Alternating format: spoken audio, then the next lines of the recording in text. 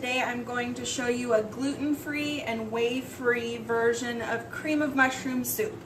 I've kind of developed this recipe over the years because I can't use the Campbell's canned soup recipe. This is going to be a heartier version of what you might expect to see in the canned version. So let's get started. I'm patting the chicken dry so that it doesn't spatter when I cook it. So I'm just going to cube it really quick here. I'm cutting across the grain so that it's easier to chew.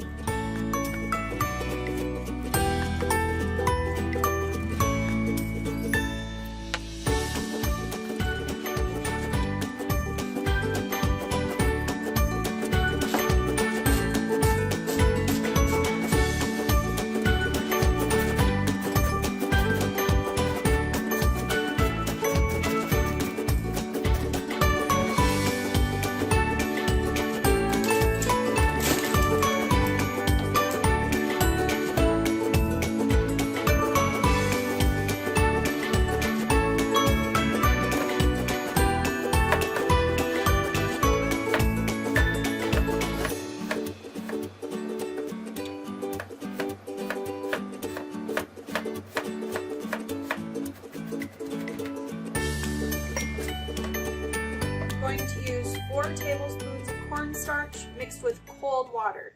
If you use hot water, it gets lumpy. If you use cold water, it actually comes out really nice, so you can even let it sit there for a while. So 4 tablespoons cornstarch into half a cup of cold water.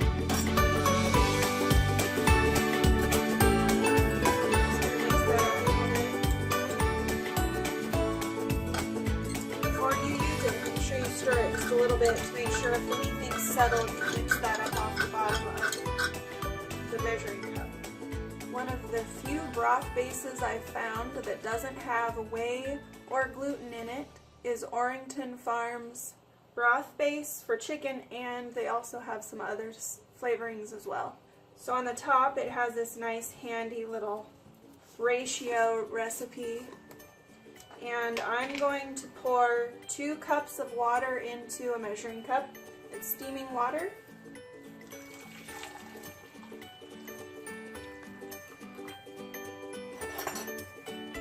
I like very strong flavored soup, so I'm going to put 4 tablespoons in there.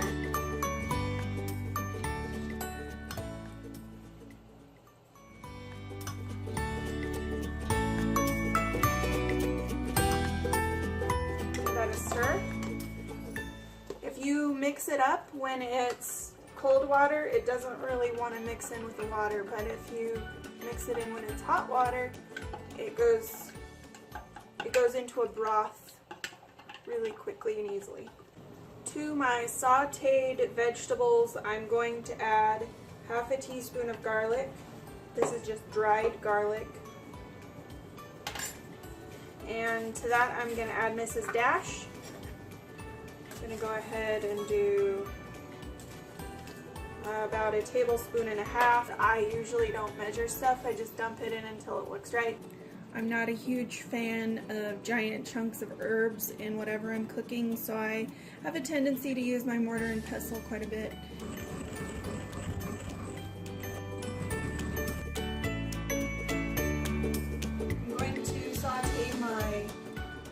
Chicken and herbs. To start out, I have my skillet on high and I'm adding a little bit of olive oil to that.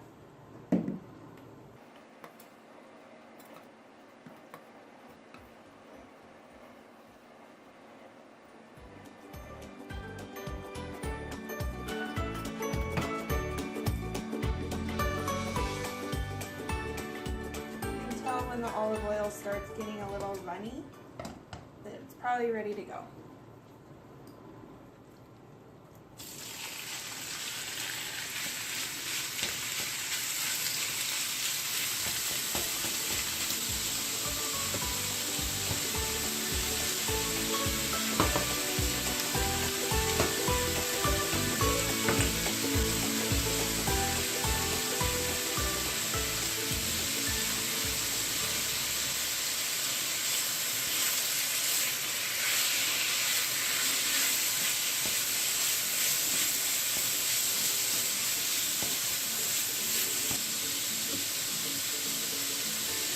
that, I'm going to add the onion.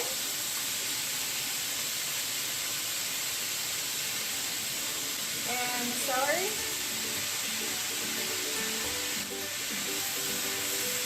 That should give it a little more moisture while it's frying.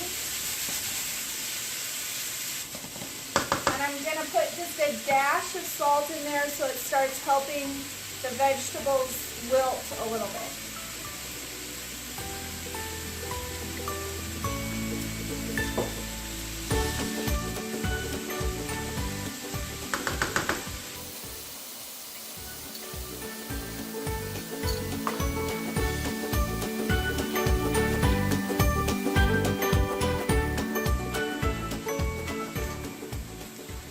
So resist the urge to go ahead and constantly stir this. You want to make sure that you're letting your chicken cook on each side. And if you just keep messing with it, it doesn't cook. If you notice that your heat is too high, then you can do two things. You can either turn it down a little bit, or you can start adding some of your chicken broth to the pan. But one of the things that I've noticed when I'm sauteing onions is that they'll become a lot more metallic flavored, especially if they're a little bit on the older side, if you don't saute them and get just a tad of brown on those onions. So make sure you do that before you add the liquid to the pan. So some of the chicken is starting to get just a tad of brown on it. The onions are definitely wilting. The celery takes just a tad longer, but you know, that's looking pretty good. So I'm going to go ahead and add just a little bit of broth.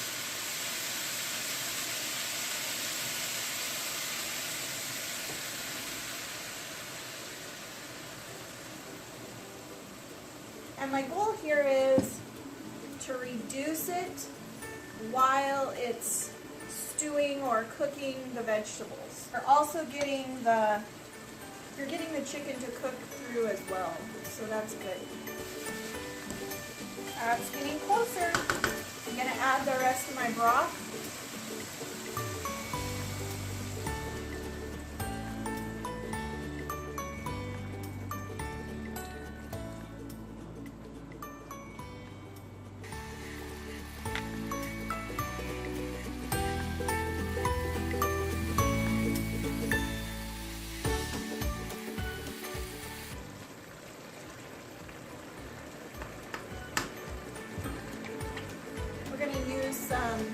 Half and half on here, and I'm just waiting for this to boil off a little bit more water, and then we'll move on to adding the cornstarch mixture and the half and half.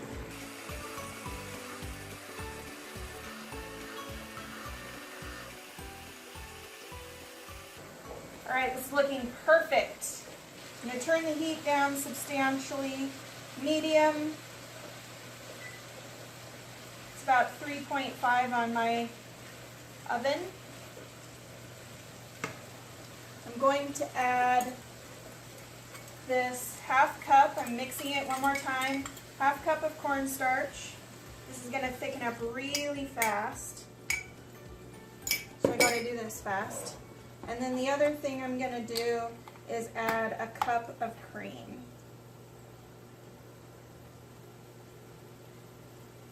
If you want this to be really rich, you can use whipping cream, or if you want to go a little lighter, you can always go with like milk or something like that.